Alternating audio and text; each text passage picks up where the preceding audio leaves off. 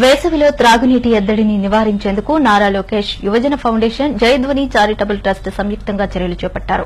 అందులో భాగంగా అత్యధికంగా ప్రజలు ఎక్కడైతే త్రాగునీటి కష్టాలను ఎదుర్కొంటున్నారో ఆయా ప్రాంతాలను వారు గుర్తించి చేతి పంపులను ఏర్పాటు చేసి త్రాగునీటిని అందిస్తున్నారు.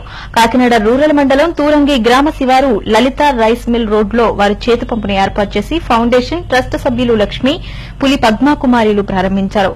ఈ సందర్భంగా నారా లోకేష్ యువజన ఫౌండేషన్ అధ్యకులు సుబ్బు మాట్లాడుతూ వేసవిలో త్రాగునీటి కష్టాలను నివారించేందుకు ఫౌండేషన్ జయధ్వని చారిటబుల్ ట్రస్ట్ చర్యలు చేపట్టిందన్నారు. అనంతరం మహిళలకు చీరలను పంపిణీ చేశారు.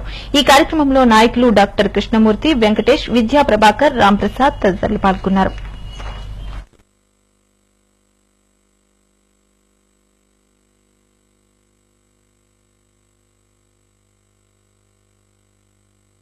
ఆధారం తరపున ఇలాంటి కార్యక్రమాలు చేయడం జరుగుతుంది. మరి ఈ నారా లోకేష్ గారి కార్యకర్తల సంక్షేమ నిధి పెట్టి ఈ కార్యకర్తల్ని ఎంతో అభివృద్ధి చెందుతూ ఈ యువ నాయకత్వం కావాలని కోరుకుంటున్నారు. మరి ఈ జిల్లాలో ఇటు ఈ కాకినాడలో ఎక్కడైనా బోరింగ్ ఏదైనా ప్రాబ్లం ఉంటే మాకు ఫోన్ చేస్తే మేము వచ్చి దాన్ని డెబ్యూట్ చేస్తాం.